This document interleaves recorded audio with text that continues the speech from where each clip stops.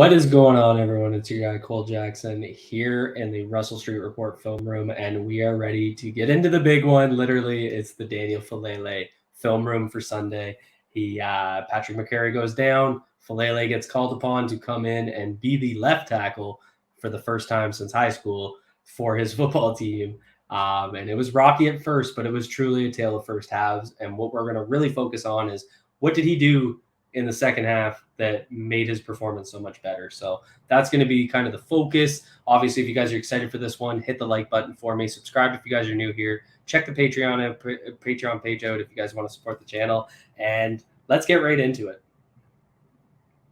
Kangaroo, Daniel Faalale in at left tackle. Just to give you guys some context, I'll try and do this as much as possible. So obviously, this first play we're looking at is on the first series that he came in.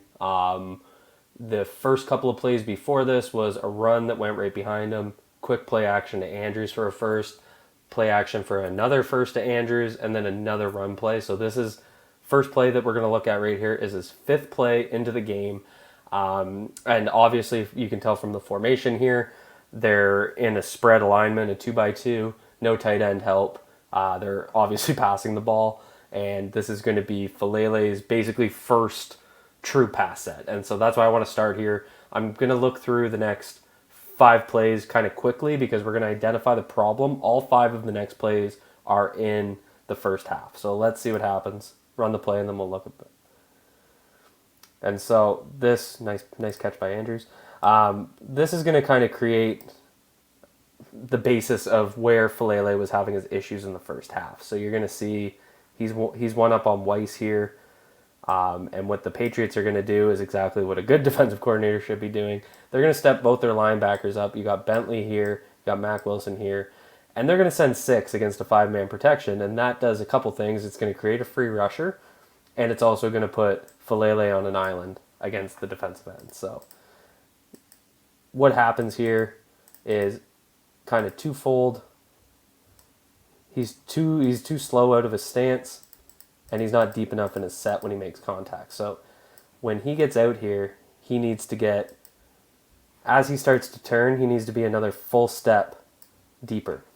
And we'll see it in the second half how he adjusted. But you can see right there, he's just got no ability to kind of create a wall off. And so he's pushing him out the back of the pocket, but he's too deep. So Lamar perfectly against pressure here. It didn't really matter. He read the free rusher, got the ball out. Andrews makes a good catch. But on this next play, we're going to kind of see where this problem came again. So there's no help on his side. Dobbins is going to run a route, and it's going to be kind of the same issue. So let's run it back, and then we'll come back and watch it. So that's Weiss's sack. I think he had 2. Yeah, he had 2 against Faalale. So again, it's kind of the same problem. He starts to turn. He's just not deep enough. He's kind of watch his footwork. He's just taking 2 short steps. And when you guys hear me talk about guard versus tackle steps, I want to see a longer stride in his vertical set. So he should be getting back to about this point before he squares up. He squares up and he's way too shallow. He wants to be back here. If you're going to turn, and this is going to be what Faalale does, I want you guys to focus on this. His outside hand, he consistently in this game aim this outside hand at the outside armpit. That's kind of what he wanted to do. He wanted to get that outside hand into the armpit and basically lean down on the edge rusher and wash him out of the back of the pocket. And so he's got the right idea. Like, this is what he should be doing. He should be trying to get him into this position and then using his strength and his girth, like just literally how wide he is, and push him that way. But he has to be deep enough to do that. You can't do this if you're like, just look at his position. He's about 3 yards off of Lamar in his drop back. Lamar's here. Faalale's at the original, or at the 5-yard line here. So he's just not deep enough in his set. So quickness out of his stance, set in his depth in his set point. Those were kind of the problematic pieces. This is going to be on the second series. What they did is they came out, first play of this series before this play was that play action shovel to Isaiah Likely. So the Ravens are once again in a spread with no help on on Faalale's side. And so here, I just want to, like, Faalale just comes out of a stance slow. See how everybody's already out and he's just making his first step? And kind of the same problem, though. See how he's aiming that outside hand into that armpit? It's the same kind of game plan. This, he didn't get deep enough because he came off the ball slow, but it's the same problem. He's just not deep enough. Weiss is going to run around, easy sack. Obviously, there was some issues here with knowing the snap count. See, he's just out late. He's out a full step late. Everybody, Zeitler, Moses, Linderbaum, everybody's already stepping.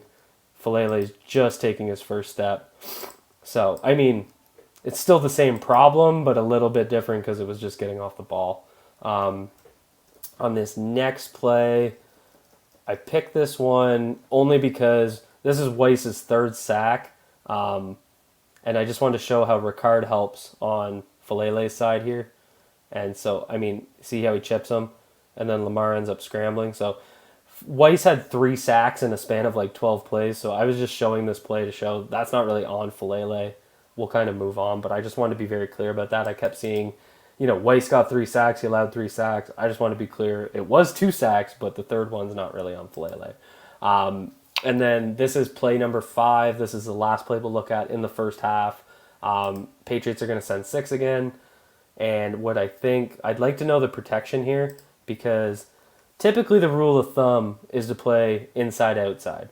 So I'm an offensive tackle here, and I have a free rusher coming because there's a 6, 1, 2, 3, 4, 5, 6.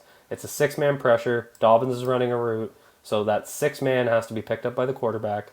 But typically, Faalale should be taking inside man, and the free rusher comes off the edge.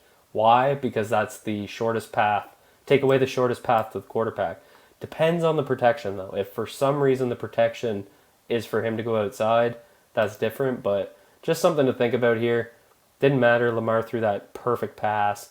But something just to look at in Faalale mental processing.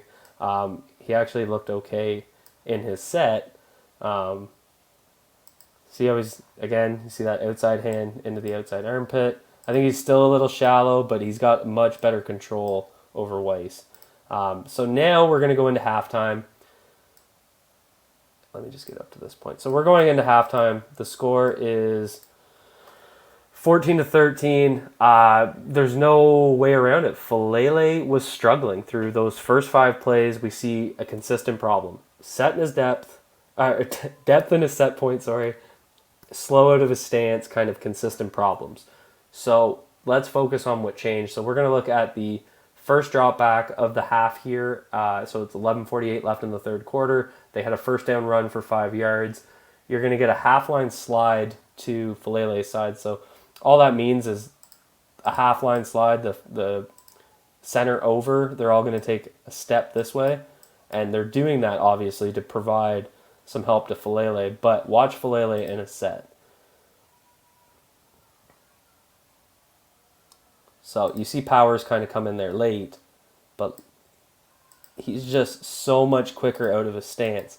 And when he makes that contact, again, he's aiming that outside hand in at that armpit. So the same idea.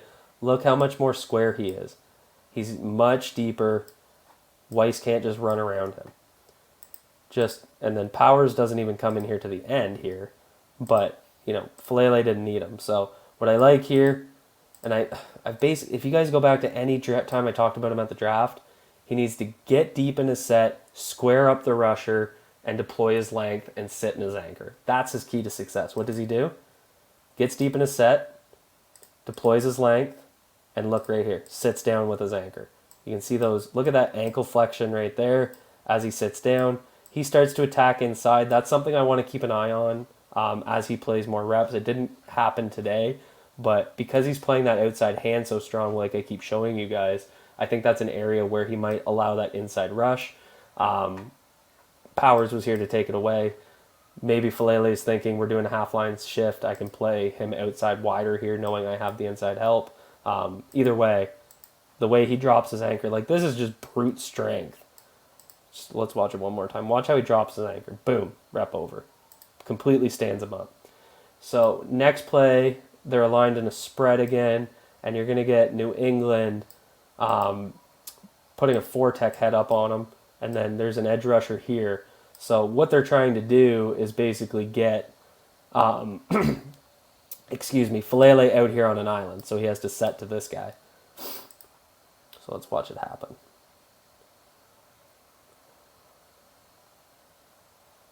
And zero issue. So just very, very impressive work. Watch his footwork. No wasted steps. Boom.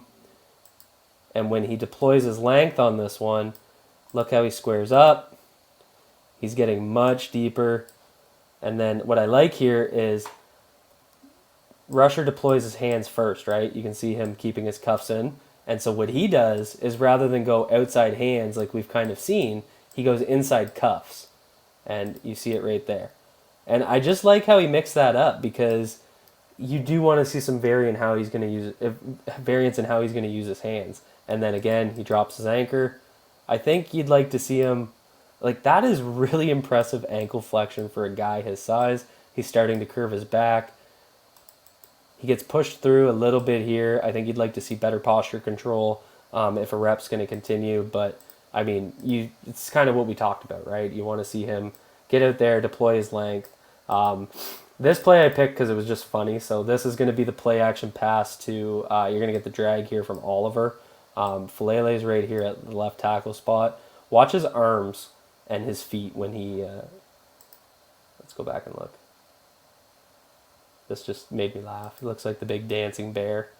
So he's going to come off the ball. And I love the quick feet here. I talked about his stride length earlier. That's when he's doing a deep vertical set. This is a play action pass. Watch how quick his feet are. That's what you want to see in this. You want to see him use those quick feet and square up immediately. And I don't know what he was doing with his arms, but it made me laugh. You actually see it quite a bit. It just looked dramatic, I think. And then, boom, gets that inside arm. This is kind of the pad level issue, but I think he got his arm into the arm, or his hand into the armpit okay, so not an issue. But you'll see guys try and get under and basically out leverage him, but he did a really nice job of staying low here. So big dancing bear, walls him off, no issues there. Ball comes out, touchdown Ravens. We're gonna get into the next drive. So Duvernay had the 43-yard punt return. Lamar had a rush on 1st and 10 for 38 yards. You guys saw this in my Lamar video yesterday. This is going to be the touchdown pass to Duvernay. So let's play it through and then we'll come back and look at it. And so again, I think you can see a very tangible difference in in just his depth and his set point. See that outside hand again, getting right in there. That's what we want to see. And he's got him walled. So he's just getting deeper. He's getting deeper in his set because he's coming out quicker and he's getting back. Boom, boom, boom. This is what we want to see. And then this is what he's going to do. He's going to hit that outside hand in the armpit. And like I said, he's just going to lean on you because he's so wide you can't get around him. And if you try and keep going this way, this is what he starts to do. He pushes you out the back of the pocket. So what was happening in the first half was he wasn't getting deep enough, so when he was pushing him out of the back of the pocket, he was actually directing him right into Lamar. Now he's getting deeper, and he's getting more control over the rusher. So this is on the next drive that resulted in the 56-yarder by Justin Tucker. Let's see what happens here. I think we see a little bit of variety in his set. Yeah, I like this. So like I've shown you guys, he kind of keeps doing that outside hand move. He's also doing a ton of vertical sets, but you're going to see a 45-degree step. So instead of coming back this way, he's going to go a 45-degree step, and then he's going to basically jump. And so this is about as much of a jump set as you can get for a uncovered tackle against a wide alignment. So watch, there's the 45-degree, and then rather than start to just keep walling, he goes immediately at the rusher, right there.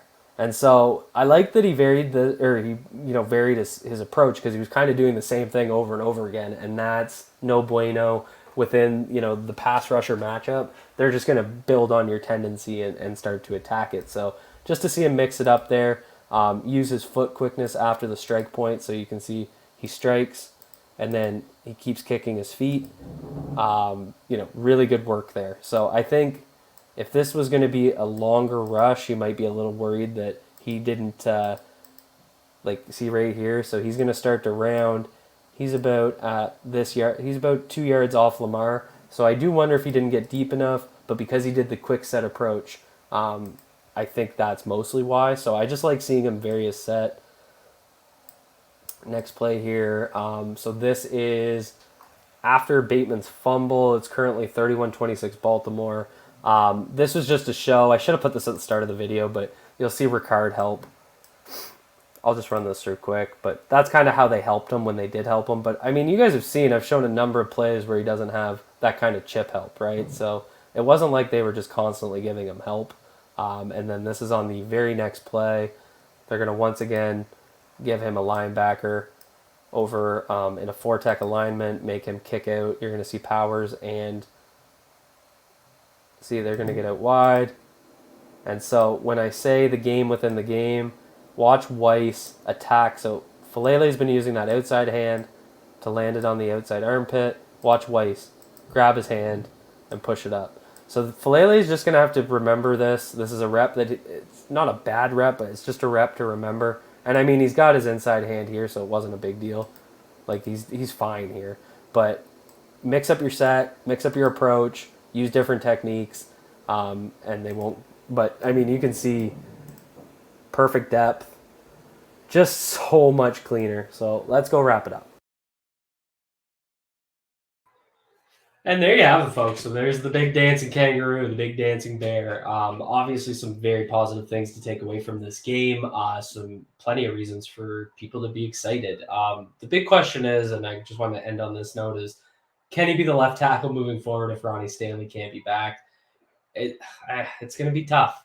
He's going to have pass rushers preparing for him. I think it was very clear in that video that he has some tendencies that he'll have to break himself, or else pass rushers will break it for him. So it's a young player, not only getting new to football, but getting new to the left tackle position. So that's just something that's naturally going to come with it. But I'm very excited about the tools he has. He has things that you can't teach. You can't teach size. You can't teach length. And he can't teach quickness for how big he is. You kind of saw it once he got comfortable. He was, you saw the quickness come out of him.